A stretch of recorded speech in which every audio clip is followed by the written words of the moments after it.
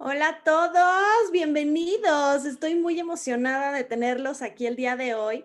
Tenemos una gran entrevista, así que váyanse preparando. A los que no están suscritos a este canal, les recuerdo, por favor, suscríbanse para que se enteren y sean los primeros en enterarse de absolutamente todo lo que pasa en este canal, todos los episodios, todas las entrevistas. Y si quieren que les lea los comentarios a nuestra invitada del día de hoy, no olviden utilizar el super chat, que es ese pequeño signo de pesos que está al lado de la barra de escribir en el chat.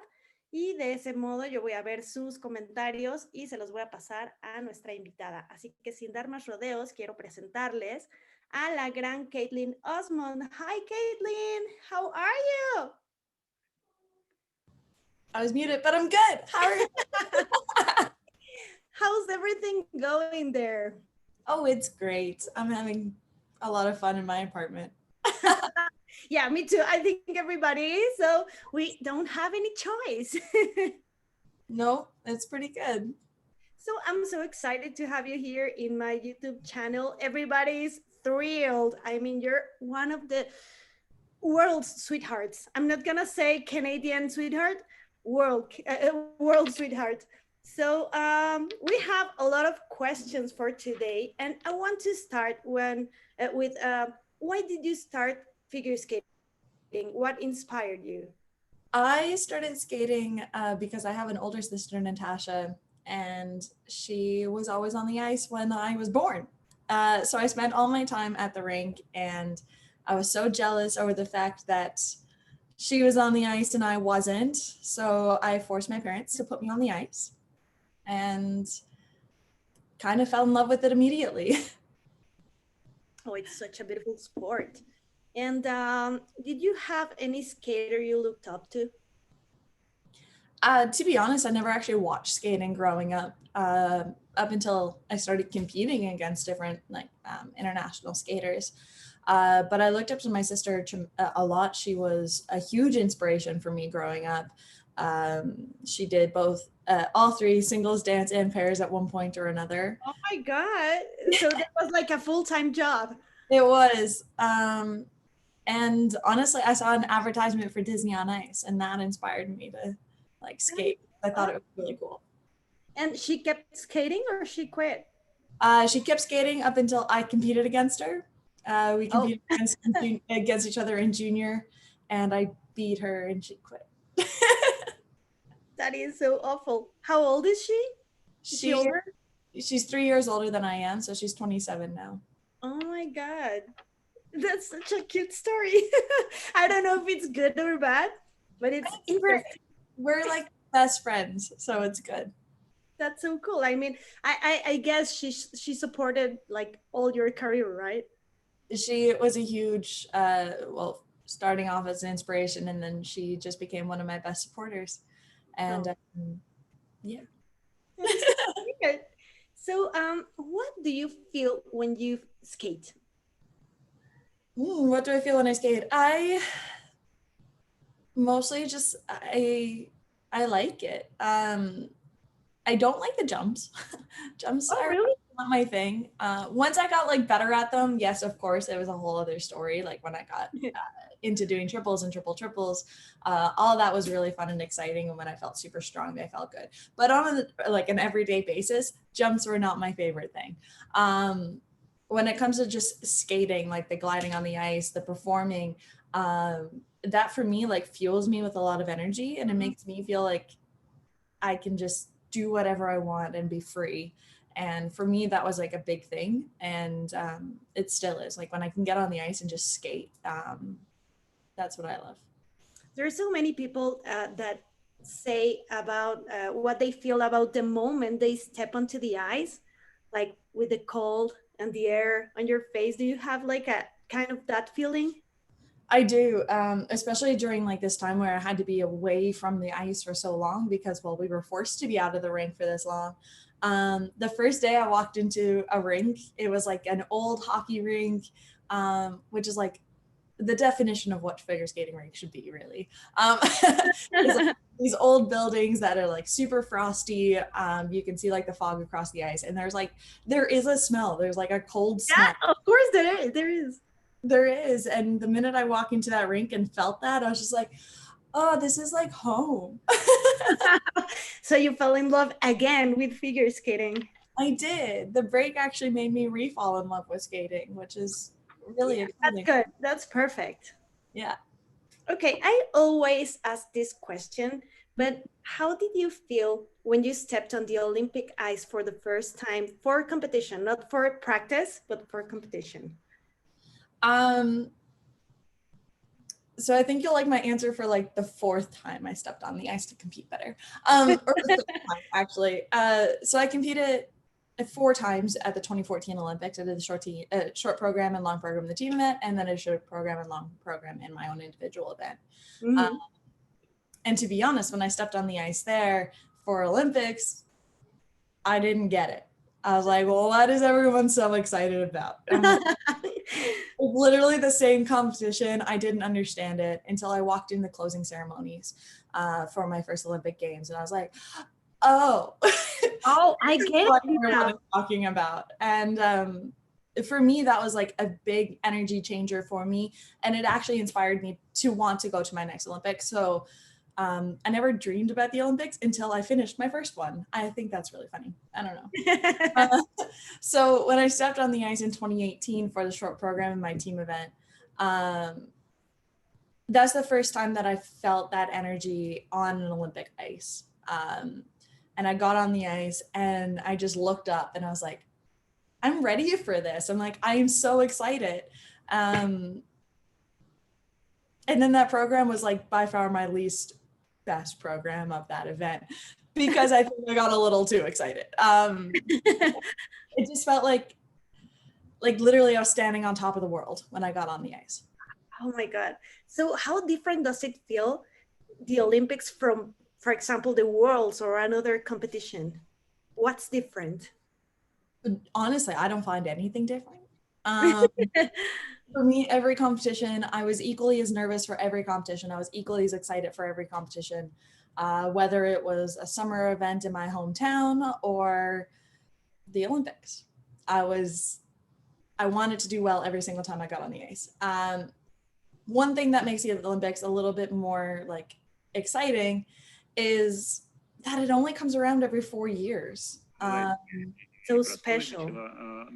It is. And I didn't understand that my first time around. Like when I was doing this program here in 2014, I didn't understand that level of excitement because I burst onto the scene the year before. This was all still very fresh and new for me. Whereas you were also younger. I was only 18.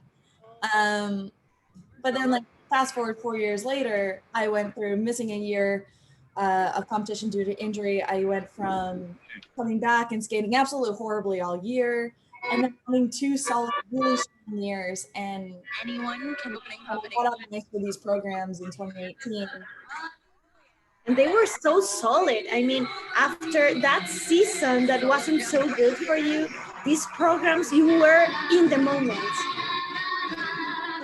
Something clicked. I don't know exactly what it was that clicked, but I got this sense of confidence in me and an excitement. And I think knowing that the Olympics were only 2 years out, I wanted to make those 2 years extremely special. The 2010. Wow, I'm enjoying this party. Wow.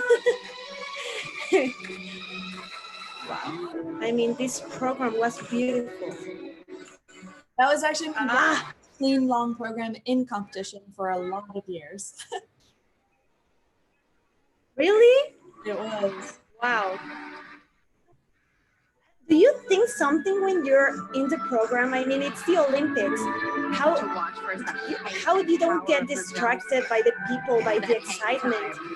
You were so in the moment, so focused. Gone into these programs. Every single time I went to a competition, we analyzed how I felt, at what point did I feel that way. I worked really strongly with a sports psychologist, and we broke down my program second by second to make sure that I could stay in the moment. And it's funny, the morning of this long program, I was as nervous as by far the most nervous I've ever been in my life. I couldn't talk. I couldn't, everything felt like my body was gonna like just give out on me, like I was shaking.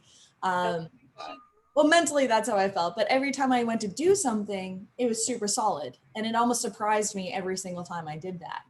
And on my 6-minute warm-up for this program, that's the sensation I had, is I went and landed everything perfectly fine on my warm-up, but it almost like shocked me every time that I did.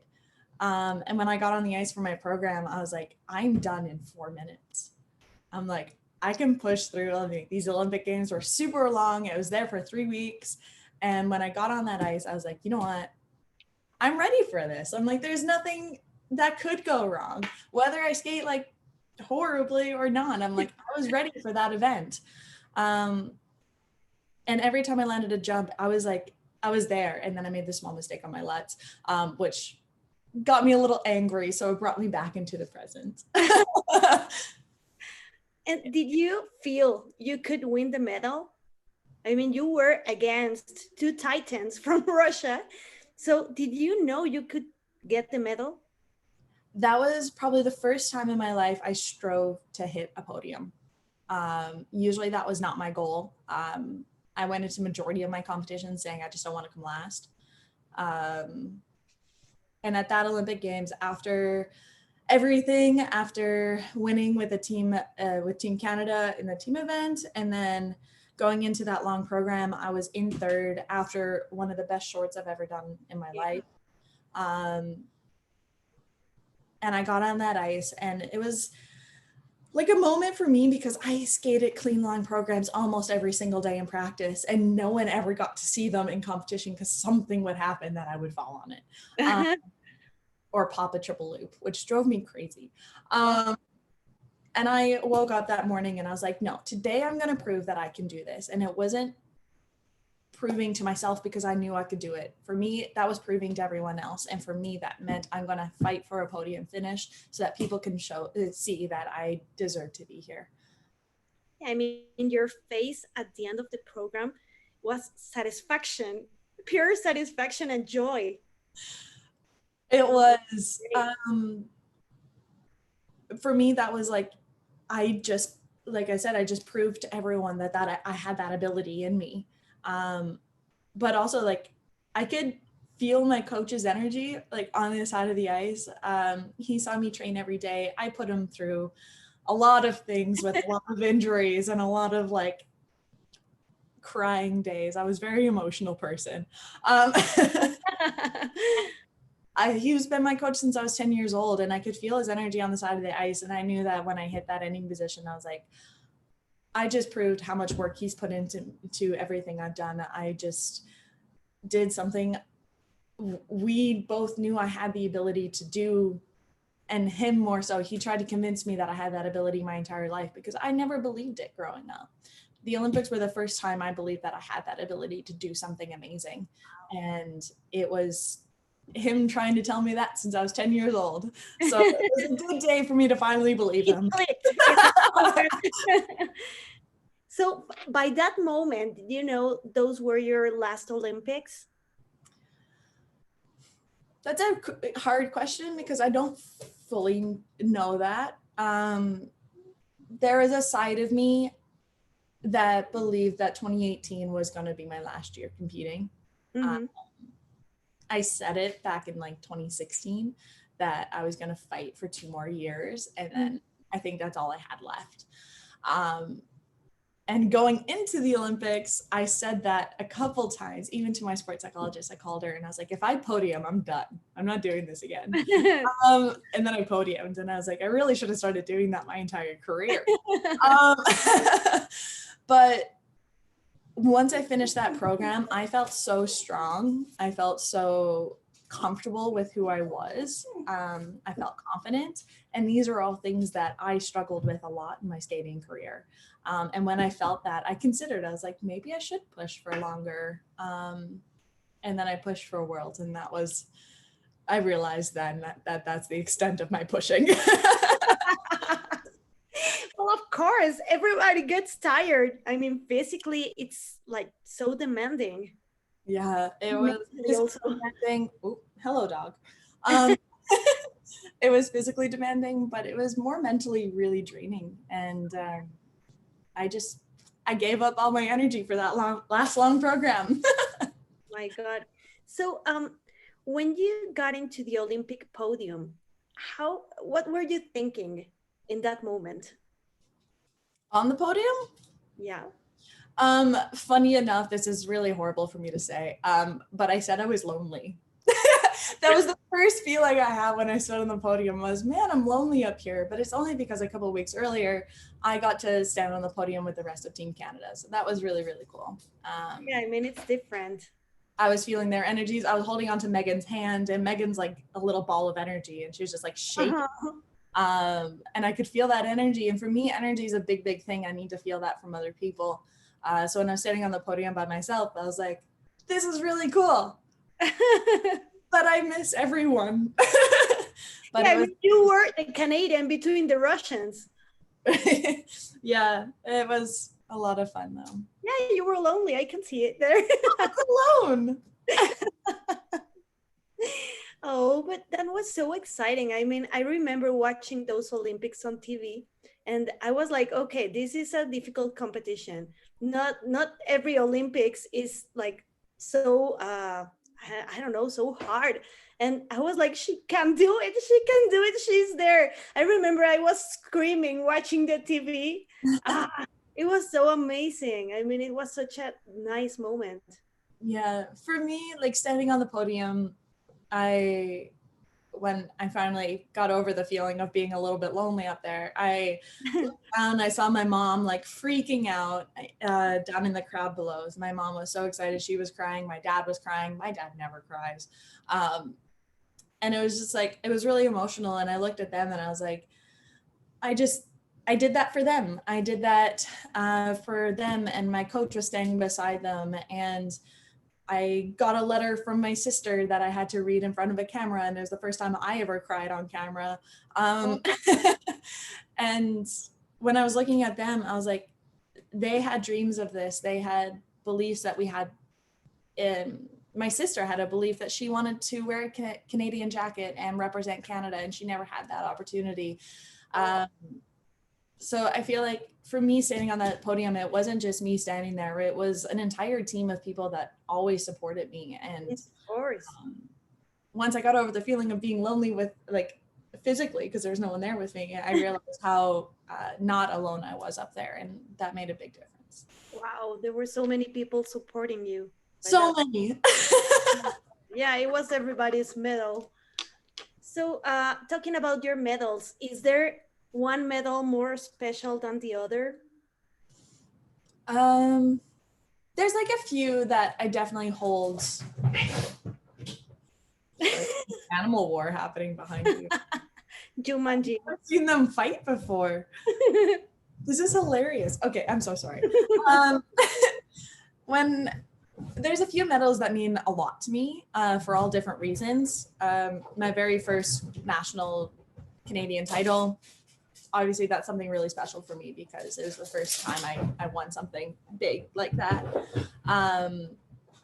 Following that up with my third Canadian title, and that came from 2 horrible years of my career because I missed one nationals, and then I did not skate well and I missed the world team the year before and came third. Yeah, that was really upsetting for me. So when I got back on the ice and got that title, that meant a lot to me. And then fast forwarding to my last 2 medals, which were the Olympics and Worlds. Olympics were super special because I felt super strong and confident. But Worlds for me was also something completely different because I didn't believe at all that I had the ability to finish that program. I didn't believe that I could even start that program. Yeah. And when I made it through, skated a clean program, I got off the ice. I just didn't even care what the results were. I didn't care what my scores were. I just looked at my coach and I was like, I did it. I'm like, I just did something I never believed I could do. Which is like a euphemism, I think, for my entire career. So I think it made it very fitting that that's what I felt when I competed. So I think that medal means a lot for me there because I did something I never, ever thought I had the ability to do. I was talking about this topic with Eric Radford. I asked him the same question, but regarding the 2 medals in Pyeongchang. He was telling me that the team medal was really special because it's something he shared with all his friends, but the his medal in pairs meant also much because that was like only him and Megan, like their work, not like a teamwork, but just their work. So Yeah. do you feel something similar with your 2 medals from Pyeongchang? I do, mainly because in 2014, when I medaled with that team, Mm-hmm. I felt like the underdog in that group. I really felt like I was new, like they were all amazing competitors. And I was like, hi, I'm gonna join this group. And because of that, like I always held that medal and explained that medal to people. And I was like, I feel like guilty that I have this, because I strongly believe it was because of my team that got me there. Feel you didn't deserve it? To an extent, I felt like I didn't deserve it. I felt like I just kind of like walked into it. In retrospect, I worked really hard for that. But in 2018, I made a goal going into that team event that I was like, I'm not going to feel that way again. I'm like, I want to fight. I want this team to win because of all of us included. And in my short program, I think I was pretty nervous for that because I knew how strong that team was and I wanted to do well. And I got off the ice and felt them in the kiss and cry with me and on the podium with me. And that was something really, really special, because being a single skater, we're alone all the time on the ice. Oh, yeah. So to be able to share that with other people, it meant a lot. And it felt like I was actually a part of that team that time. So I was much more excited. But then on my own, when I was on the podium by myself, I knew that medal was mine. And it wasn't because of an amazing team that, once again, I was a part of, is because I fought for myself. And yeah, it was huge. Yeah. And having that moment, it makes it a little bit different. What did you feel when you realized you got the medal? I mean, after the kiss and cry, I don't remember if you were the last skater, I think not. But when you realized you got the bronze still in the ice rink, what did you feel in that moment? So I was second last to compete. So I only had to come second, which I knew like Evgenia was the only one to skate after me. So I kind of knew she was going to beat me. So all I had to do was come second. And there was a lot going on around that because I was very much focused on myself, but I could feel my coach's nerves because he was the one paying attention to the rest of the event. I was not. So he knew how everyone was skating. And he is the master of letting me know nothing, which is great. Anyways, I finished my program. I was like, yeah, I feel good. I'm like, I think I did it. And we were sitting in the kiss and cry. I was over the moon. I was really happy with how I did, but I could still feel that, like, the nerves of my coach beside me. And when we heard my score, like, it was 10 points, if not more, over my personal best in my long program. Wow. I screamed. I didn't realize I screamed when I watched a video, and I actually screamed when I heard my scores. My coach kind of like let off a little yelp, and then our national team director, oh my god, I can't think today. He was off to the side, out of camera shot, but wait, I did find a really good picture of it afterwards, and he's like jumping up and down, and like made me so happy. So I think like when that hit, like all of these people like cheering, it was excitement, but it was more just like a relief. It's like, oh yeah, I did it. Finally. Cool.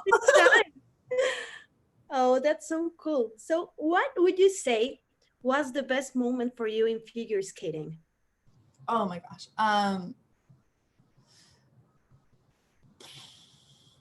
That is a tough one. Yeah. Maybe actually when I came second at Worlds in 2017. I think that might have been my best moment. because that is the first time in my entire life that I believed that I could hit a podium, mainly because I was standing on one. But I believe that if I really, really focused on trying to be the best person that I could be on the ice, I had the ability to do amazing things. And it didn't matter if I hit the podium at that point. I just wanted to prove that on the ice I could do something. So I think my 2017 title was, 2017 silver title was probably my most defining moments in my career. And what do you feel about your 2018 World Championships? I mean, that was just like a nice little cake. It was the cherry on top of the ice cream. It was a good moment. Yeah, it was an amazing, amazing moment. I was so tired. Even though in these pictures, I definitely don't look tired. You look perfect. Yeah.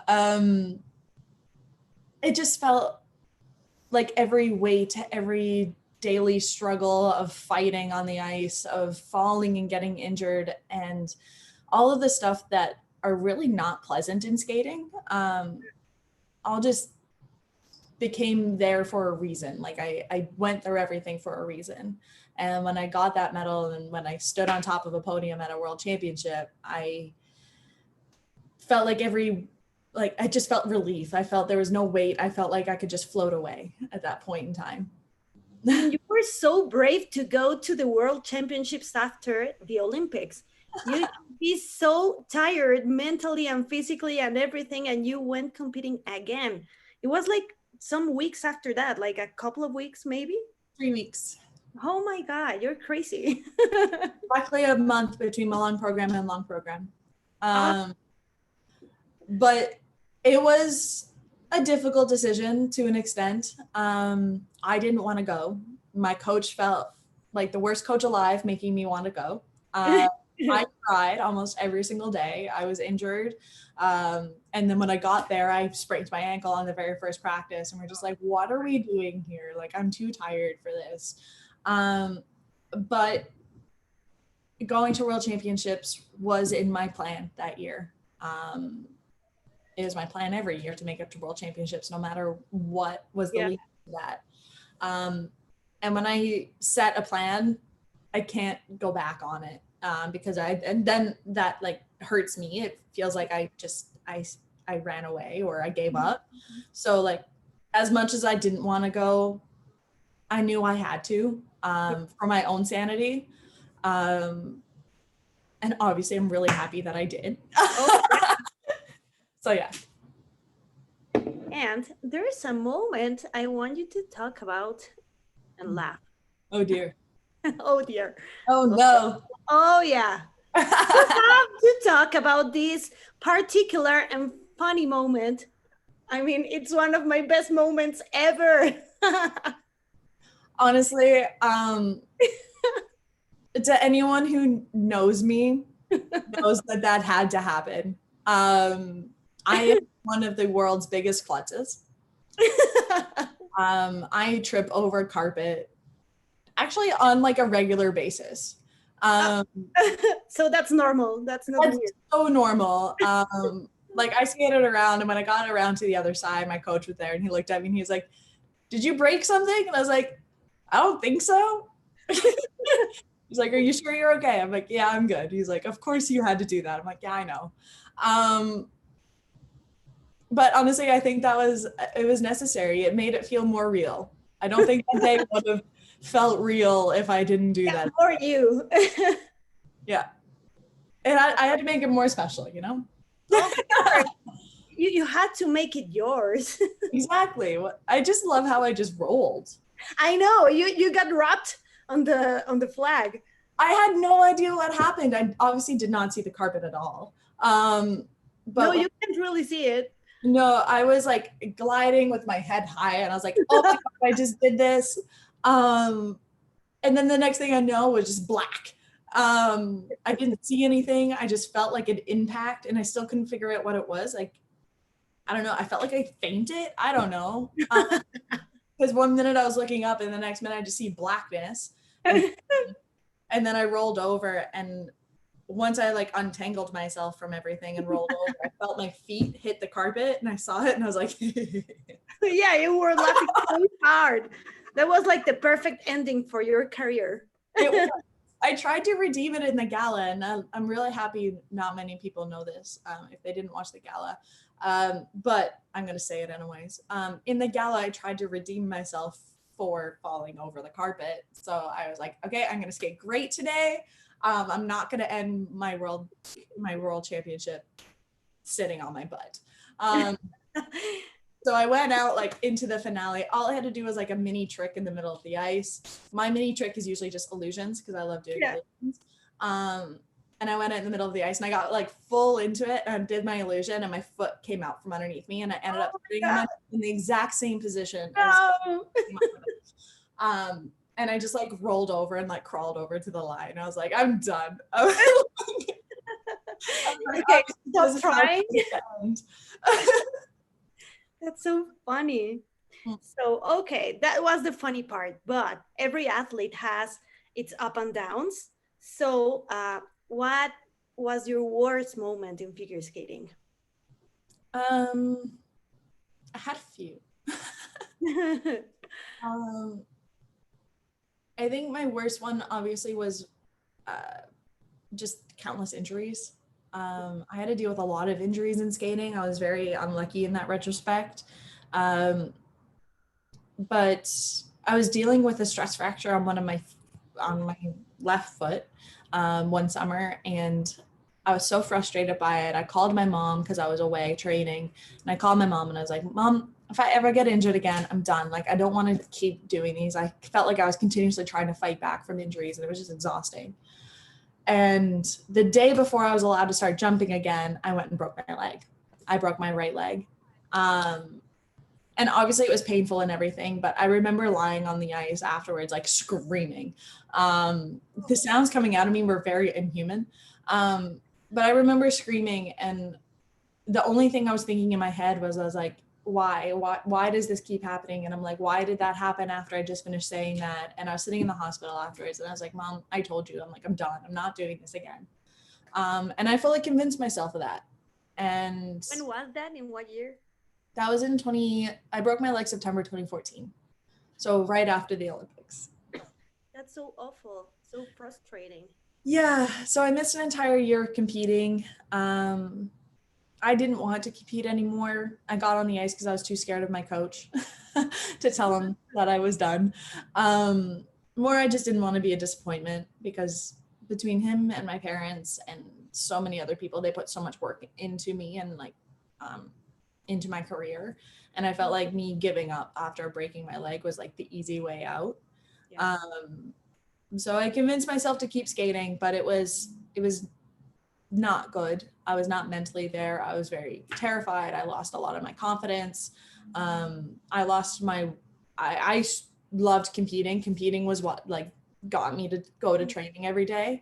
And when I went to my first competition, I was like, I don't know why I loved this. I'm like, why did I? So I lost like a lot of my sense of identity because I told myself that I quit. And it took me a lot to get back mentally from that. But once I did, after an entire year of skating, not great, I finished that year at Four Continents because I didn't make the world team. And Four Continents was probably the best skate that I did that year. And I got off the ice and I was like, I could easily just like turn around and quit right now and end my career this way. Because I was like, there's proof I tried and it just wasn't working. But then I was like, do I want to end my career after 2 horrible, horrible years? So I turned it around and I said, nope, we're going to redeem this. I'm like, I'm 2 years out from Olympics. Let's fight for 2 more years. And when I took control of my own skating that way, it obviously made the world of difference, literally. That's what I was going to ask you. What got you through this weird moment? Of course, your mind wasn't in where you wanted to be. So what helped you? I mean, I think you worked maybe with your psychologist and also the help of the people around you. Yeah, for me, like during the worst parts of it, so like when I was still on crutches and all that stuff, my friends got me through a lot of it. We tried to keep me as busy as possible so that I wasn't just sitting at home thinking about all of it. So I got out and I was trying to be a regular, I was 18 at the time, so we were like trying to be a regular 18-year-old. I went to my boyfriend's volleyball games. I went to like friends' houses and we had movie nights together. I went to concerts. I tried to have fun because what else was I going to do? So they got me through like the worst, like hard parts. And then I got on the ice and my coach understood without me having to tell him how I felt. He understood that I was terrified of being on the ice again, that I didn't necessarily want to be there. And he helped guide me through every day and kind of tricked me back into training. By giving me a lot of exercises to do that just kept me busy. So it kept my brain out of it. The minute my brain got involved, I just started crying and would stop trying. So we're like, if he realized if he kept me busy enough on the ice, You would get there eventually. I'd get there mentally. And then he sent me back to my hometown in Newfoundland. And I started doing shows again, just small club shows, because that's why I started skating. And he's like, teach some seminars because you'll see the younger generation coming up, and that always inspired me also. So he kind of just went back, didn't think about competitions right away, just thought about what it was in skating that I loved. So I think my coach, Ravi, pretty much carried me through 2 years of skating until such a difficult job to do that. It was, like I said, I don't know how he dealt with me. But after that 4 continents where I decided that that's when I was going to take control of my skating again, that's when we searched up a sports psychologist that I worked with fully for my last 2 years of competing. And yeah, that made a big difference. Wow. So some athletes have some struggles after retirement. Did you have any struggles after? Okay, you got your Olympic medals, your world medal, and after retirement, did you have any kind of struggles or difficulties or anything? Um, Tell me about yeah, it. a lot. Originally, I was just super tired, so trying to get over the exhaustion of the 4 years before that. So it was exciting because I went straight onto shows. I like did 4 months of shows continuously pretty much after that World Championships, and it was great because that's what I wanted to do. And then I finally took a break. When I got it back on the ice, it was tough because I didn't have the energy yet. I didn't take long enough of a break, and I forgot how to skate. It took me a good 2 weeks to learn how to do a single axel again. And that took a lot of my confidence out of me because I was like, how could I just win worlds 4 months ago? And now I can't land a single axel. And it got me really nervous and it got me scared, and I was so tired. I didn't want to do it anymore. And then I started getting like these anxiety and panic attacks, like randomly going into a rink. I couldn't go into a gym without just breaking out in tears. I have no idea why, because I had no problem going to a gym beforehand. I'm still trying to figure out why that's happening. But it took a lot for me to figure out what to do and how to do it. I didn't want to train anymore. I just wanted to step away from all of it. I lost my love of skating a lot. I moved away from home. I moved away from everyone that helped and supported me, and I didn't want to talk to any of them because I just wanted to do it all on my own. And I realized that's a really, really bad idea. And actually, since the pandemic, it's convinced me finally to 2 years later, it's finally convinced me to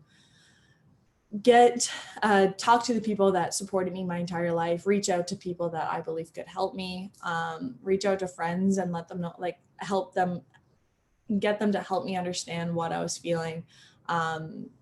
And obviously my body has changed a lot since I competed because I haven't been training that much. So it's how to deal with all of those emotions on top of everything. And I'm still struggling with it. I still feel it almost every single day, but I see a light at the end of the tunnel. And I'm starting to become more comfortable with who I am. I can go into a gym now on a good day and not lose and not cry, but I'm learning fun ways to experience like life outside and get my exercise in that way. So yeah, there's that. I was talking to Gracie Gold about this. I don't know if you saw the documentary, the HBO documentary, The Weight of Gold. I saw like bits and pieces, but like I didn't see enough of it yet. Well, you know what it's about. So after the Olympics, so many athletes get this kind of feeling that everything is over.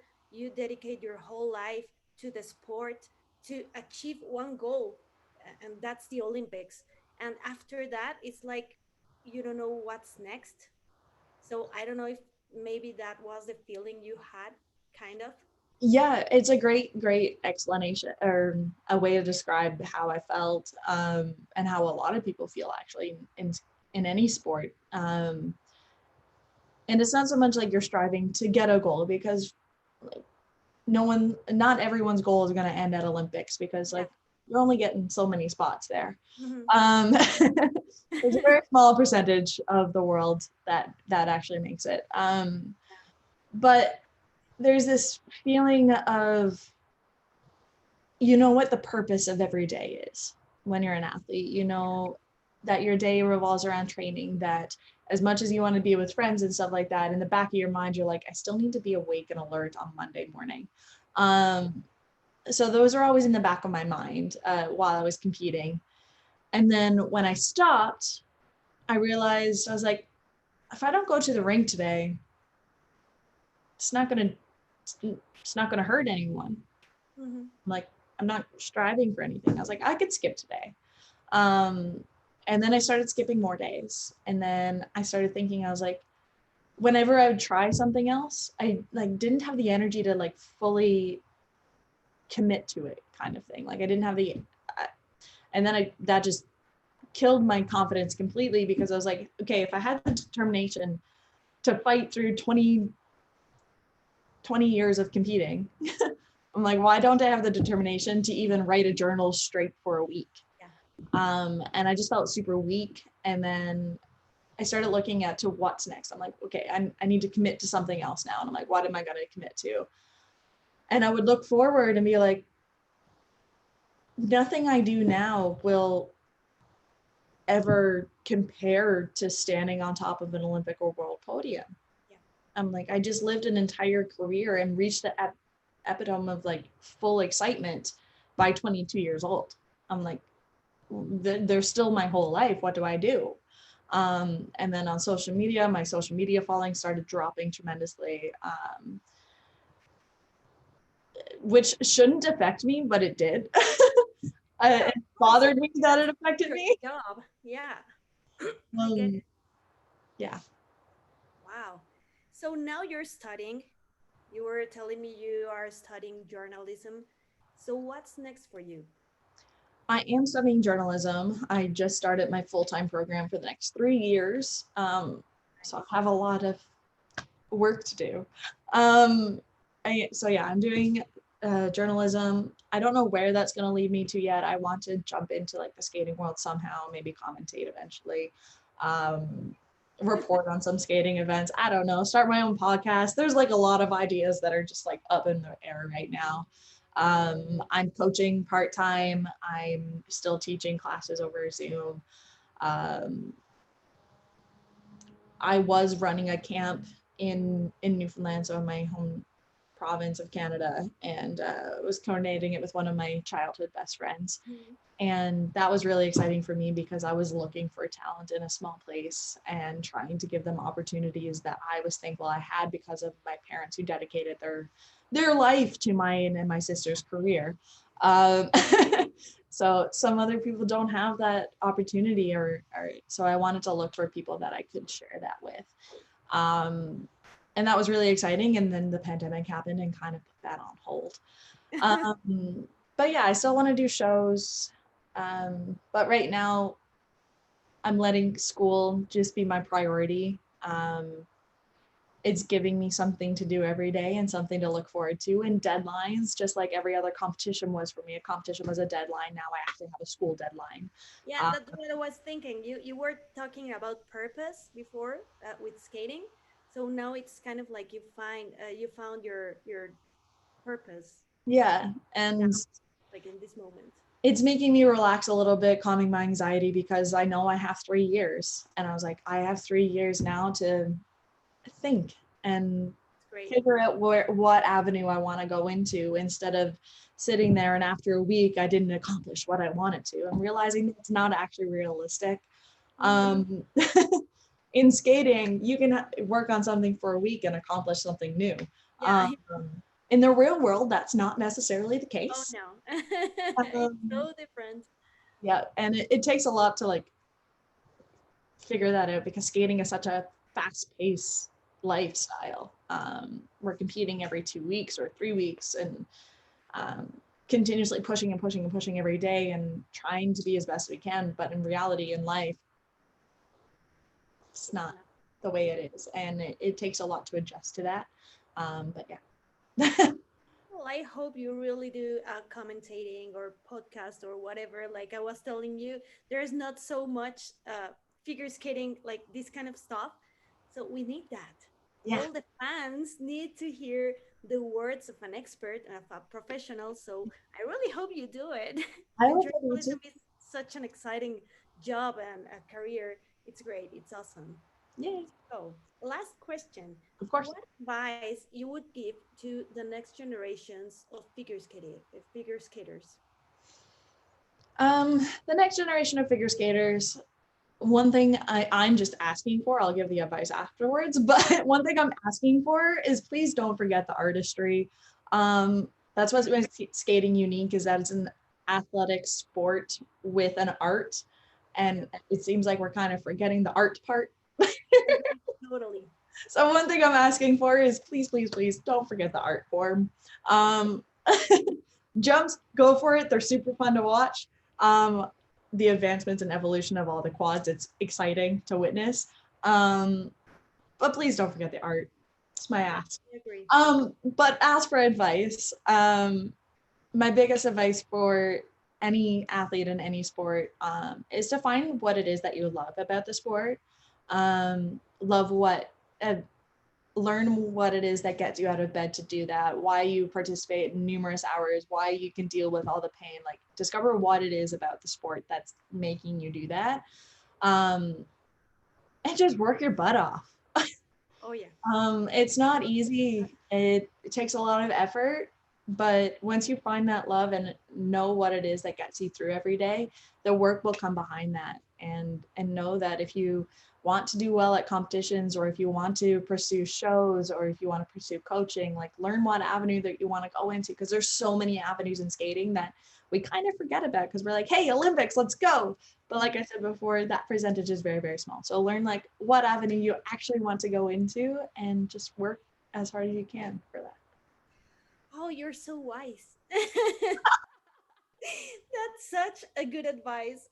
I agree totally with everything you said. Thank you. So good. So this was the interview for today. Thank you so much for doing this. I mean, the audience is crazy. Everybody's saying hi on the chat.